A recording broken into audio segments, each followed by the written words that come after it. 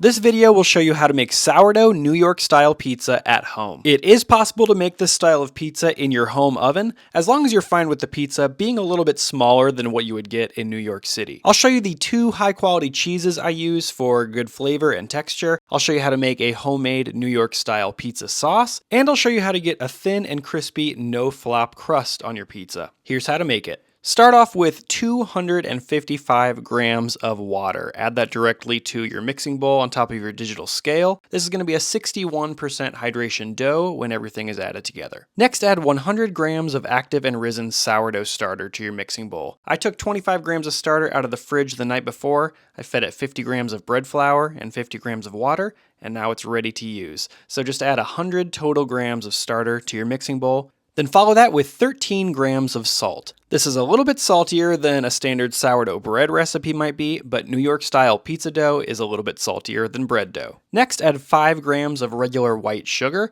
This is a standard ingredient for New York style pizza dough. It's going to help the dough brown a little bit in the oven. Then add 10 grams of extra virgin olive oil. This is another standard ingredient for New York style pizza doughs, and it's also going to help the dough brown up a little bit in the oven as it bakes. Now stir all these ingredients together just to dissolve the starter and the salt into the water. And then get out your bread flour. I'm using the blue bag of King Arthur bread flour. You can use any kind of bread flour that's similar to this, and it's going to give you a nice thin and crispy but still chewy crust. Add 450 grams of bread flour to your liquid ingredients. Then mix the dough together with a fork or a wooden spoon or something for about 1 to 2 minutes. You just want to keep mixing until all of the liquid is absorbed into the flour, and you're going to end up with a relatively dry dough. This is just 61% hydration, which is relatively dry if you're used to making sourdough bread. Now once your dough looks something like this, it's time to knead. So pour out your dough onto your kitchen counter. No need to add any flour to the counter or else it's going to change the hydration of the dough as the flour gets absorbed.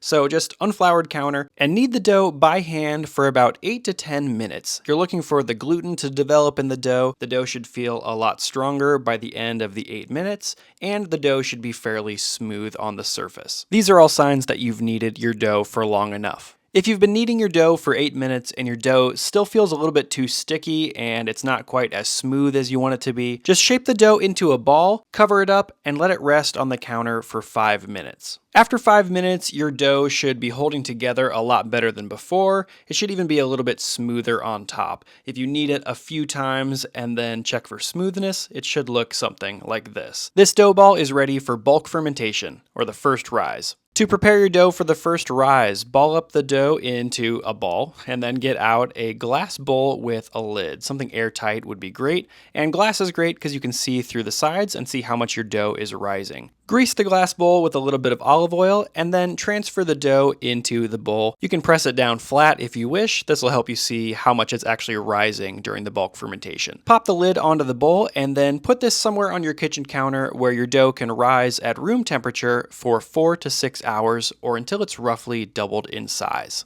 After 4 hours, my dough had risen to almost the top of the bowl, and that's when I know it's about doubled in size. Once your dough is doubled in size, it's ready to be divided and shaped into individual dough balls. This batch of dough is enough to make 3 individual dough balls, so go ahead and take the dough out of the glass bowl and place it onto your kitchen counter. Stretch out the dough and flatten it a little bit with your fingertips. Then using a bench scraper or a chef's knife, cut the dough into 3 equally sized pieces. If you want to weigh them out precisely using a digital scale, they should each weigh about 277 grams. That will be the perfect size to make 3 thin and crispy 12-inch pizzas. Now to shape a piece of dough into a dough ball, flip it over and then stretch and fold the dough, keeping each edge of the dough under your thumb. Go around the dough, stretching and folding, until you're left with a nice smooth ball of dough. Flip the dough ball over so the seam side is down against your counter, and then round the dough ball out with your hands to smooth out the edges. Then repeat that exact same shaping process with each of the 3 individual dough balls. Now it's time for the second rise or the final proof. I like to do the final proof in a 9x13 pan with a lid. Anything airtight will work really well because you don't want these doughs to dry out while they're proofing. But if your pan doesn't have an airtight lid, you can always use a sheet of plastic wrap. Dust the inside of your 9x13 pan or container with just a little bit of bread flour to make a little bit of a non-stick barrier on the bottom, and then arrange the doughs in the pan with a few inches of space in between each dough ball. They'll be rising quite a bit during the final proof, proof, so you want to leave them spaced so the dough balls don't stick together. Before letting them rise, sprinkle the tops of the pizza doughs with a little bit more bread flour, and now they're ready for their final proof. Then cover the dough up with plastic wrap or an airtight lid, and let them rise at room temperature for 1.5 to 3 hours, however long it takes them to double in size. While the doughs are proofing, it's the perfect time to prepare your fairly simple New York-style pizza sauce. Pizza sauce recipes can vary from restaurant to restaurant in New York. I am basically copying Luigi's Pizza in Brooklyn for this recipe. I am using the Mutti brand crushed tomatoes, which taste very good on their own, and I'm going to be adding a little bit of salt and a little bit of fresh basil. So to a 28-ounce can of crushed tomatoes, add 1 teaspoon of kosher salt or sea salt, and then take about 5 leaves of fresh basil and tear them up directly into the sauce. Stir the sauce together to distribute the basil and salt throughout the tomato sauce, and that is it. This is a great tasting, really easy to make New York style pizza sauce. Store this in the fridge until you're ready to use it. Now for the cheese. You'll need some whole milk, low moisture mozzarella cheese. This Galbani brand is a really good one to use for New York style pizza. Just make sure you're getting a low moisture whole milk mozzarella. The fat in the whole milk will make this cheese really stretchy and creamy and delicious on top of your pizza. If you just want to use one cheese, use this one, but I like to use a 50-50 blend of whole milk low moisture mozzarella and part skim low moisture mozzarella. These cheeses are basically the same thing, except this one on the right is made with some skim milk and the one on the left is just made with whole milk. If you use just whole milk mozzarella, that's completely fine. You'll have a great pizza. But if you mix them 50-50, the part skim cheese tends to brown a little bit more in the oven, and it does give a good result as well. So if I was just going to use one of these cheeses, I would definitely use the whole milk low moisture mozzarella. I would shred it up and just top my pizza that way. But I'm actually going to shred both of these cheeses and then mix them together to create a 50-50 blend of part skim and whole milk mozzarella. That'll give me a good balance between a creamy and melty cheese and one that browns a little bit more in the oven. That's the same thing I did with my Chicago Thin Crust Pizza recipe. I'll leave a link to that recipe down in the description box below. Then just like the sauce, the cheese goes into the fridge until you're ready to use it. Then the last couple toppings you'll need are some dried oregano, which I didn't film, but it's just dried oregano, and then a hard grating cheese. I'm using Parmigiano Reggiano. This is a very flavorful, savory, a little bit tangy cheese that I'm going to grate directly on top of the pizza right before I bake it. If you want a tangier cheese, use Pecorino Romano. If you want a cheaper one, use Grana Padano. 30 minutes before you're ready to bake your pizza, preheat your oven to 550 degrees Fahrenheit, or as high as your oven will go, and then have a baking steel or a pizza stone on the bottom rack of your oven, and then above that put something else that's heavy and can radiate heat. I'm using a cast iron pan. You can use a second pizza stone if you have one, or just anything made of cast iron works well. This is one of the best ways that I know for how to imitate a higher temperature New York style pizza oven in your home oven. You've got a hot baking steel underneath and then something to radiate heat right above the pizza, cast iron. So let these two things preheat inside of your oven for 30 minutes and then you're ready to bake. It's been about an hour and a half and my dough balls have risen to almost double in size, not quite there, but they're very puffy, light, and full of air. At this point, you can move the dough to the fridge to keep fermenting for 24 to 48 hours. It can really go a long time in the fridge and you can still use it to make great pizza, or you can make the pizza right away. Let's do that. To assemble your pizzas, get ready your pizza preparing station. I've got here a pizza peel. It's good to have either a metal or a wooden pizza peel. Then a bowl of flour, just regular bread flour will work. That's for dusting the ball of dough before you stretch it out. And then of course you've got your dough balls. If they've been cold proofing in the fridge, bring them up to room temperature. They'll be a little bit easier to stretch that way. Then the last ingredient I like to have is semolina flour. I use this for sprinkling on the pizza peel. It really helps the pizza slide off the peel very well. If you don't have semolina flour, you could definitely use regular bread flour. You might just need to use a little bit more of it and shake it around on the peel a few more times to make sure it's not sticking. Now to stretch out the pizza, take one dough out of the container and place it into your bowl of flour. Dip it around in the flour so that each side has flour on it as well as the edges. You want total coverage with some bread flour around the dough ball. Then place the dough on an unfloured part of your counter and start pressing. What we're going to do here is maintain a little bit of an edge around the dough that's going to be the final crust. You don't need to leave as much of a crust as you do for, say, Neapolitan pizza, but leave a little bit of crust on the edge and then start pressing out the rest of the dough. You'll notice I'm pressing the air out of most of the dough except right in the middle. It's really easy to accidentally make the middle of the dough too thin, and then you end up with a pizza that has a floppy tip, or the middle of the pizza is thinner than the rest of it. So as you're pressing out your dough at this point, just focus on the edges and then go into the center later. So once the edges of the dough are the right thickness, just lightly press down the middle and it'll match the rest of the dough, and then it won't be too thin in the middle. Once that's done, start stretching out the dough, trying to get it to reach 11 to 12 inches in diameter.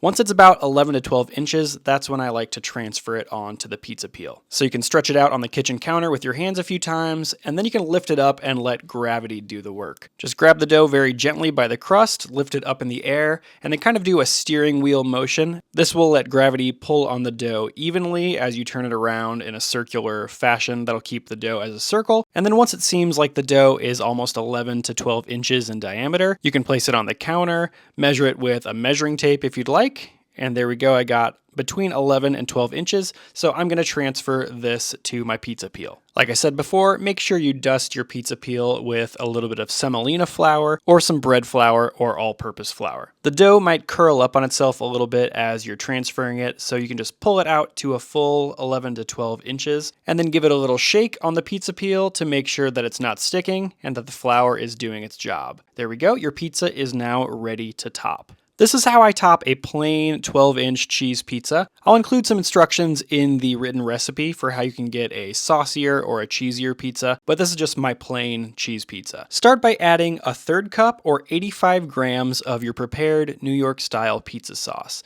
And then just with the back of a spoon, spread out the sauce in an even layer, almost all the way to the edges. You want to leave a little bit of crust exposed on the end, but not too much. This might seem like not enough sauce to you, but I find that it's better to put a little bit less sauce than you think you need. That seems to be the way to get a nice thin and crispy pizza that stays thin and crispy, and it doesn't get too soggy from excess moisture from the sauce. So a third cup is perfect. Now it's time for the mozzarella cheese. I'm adding 3/4 cup of mozzarella cheese, or 75 grams of that 50-50 cheese blend that I created before. This is half low moisture part skim mozzarella and half low moisture whole milk mozzarella that I shredded myself. Again, if you're going to use just one of those cheeses, stick with the shredded low moisture whole milk mozzarella. And similar to the sauce, this might not seem like enough cheese to you, but I just like to spread it out as much as I can in an even layer, and 75 grams of cheese, or 3/4 cup, really gives me a nice result. But if you want a cheesier pizza, I would use somewhere around 90 to 100 grams of cheese. I'll include instructions in the written recipe for how to get a cheesier or a saucier pizza. So just check there on grantbakes.com for all those variations. Next, add 1 tablespoon or 6 grams of grated Parmesan cheese. This is that Parmigiano Reggiano that I grated myself. I decided to grate this into a bowl just so I could measure it accurately, but normally I would just grate this directly on top of the pizza and go by eye. Now it's been a while since I gave this a shake, so just give your pizza a shake every once in a while to make sure it's not sticking to the peel. If it is sticking, you can give it a few adjustments on the peel, see if that works. You can even slide some flour under the dough with your bench scraper. That's helped me in the past. But once your dough is not sticking, you can add the final ingredient, which is just an 1/8 teaspoon of dried oregano. Again, normally I would just shake oregano right on top of the pizza, but I wanted to be precise today, so I measured it out to an exact 1/8 teaspoon. Now the pizza might have curled up a little bit as you're shaking it and stretching it, so the last thing you do before it goes in the oven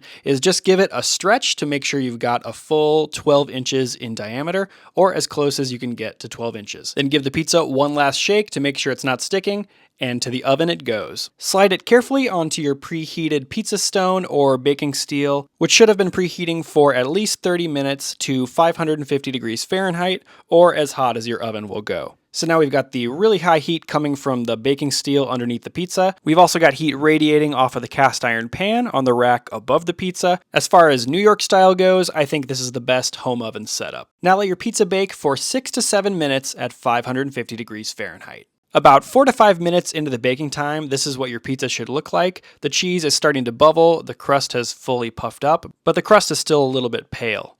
Then after 6 or 7 minutes, maybe 8 minutes depending on your oven, this is what your pizza should look like. The cheese should be bubbling and just starting to brown, and the crust should start gaining some golden brown color. Slide your pizza peel under the pizza to remove it, and you can admire your handiwork. Then the best way to keep your pizza thin and crispy without getting soggy is to transfer it onto a wire rack or a cooling rack and let it cool for at least 1 minute before slicing into it. If you let the pizza rest on a cutting board or a plate, the steam might actually make the crust go a little bit soggy. Now this is optional, but before slicing the pizza, I like to finish it with even more Parmesan cheese or whatever hard grating cheese you like to use. And then check, this pizza definitely didn't get soggy. It's gonna be a thin and crispy, no flop pizza. Now I can't bake a full 18 or 20-inch pizza in my home oven, but to get the most New York experience that I can possibly get, I'm cutting this smaller pizza into 4 slices so that the slices are still relatively large. I love how the mozzarella and the hard grating cheese kind of fuse and meld together on top of the pizza,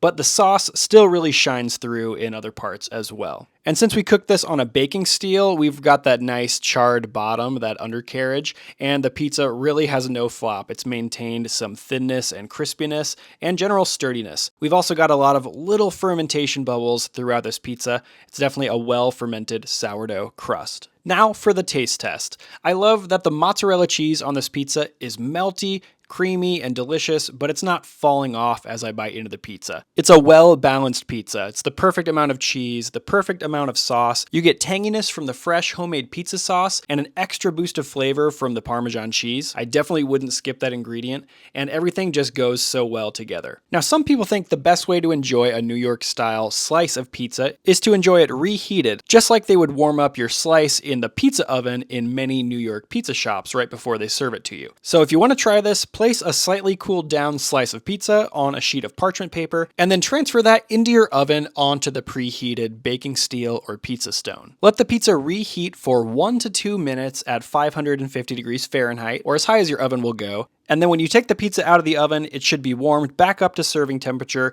The cheese should have started to melt again, and it's ready to serve. You can add more Parmesan cheese on top of the pizza at this point, as if I haven't done that enough already. Add oregano, red pepper flakes, whatever you want. This pizza is ready to eat. You can even fold this pizza if you want to, although I wouldn't really recommend it. The 12-inch diameter pizza is kind of too small to do the folding technique properly, but eat the pizza however you want to. So whether you prefer a reheated slice or a pizza that's fresh from the oven, I know you're going to love this sourdough New York style pizza recipe. I'm making 52 different sourdough recipes this year as a part of my 52 weeks of sourdough. Check them out at grantbakes.com/52.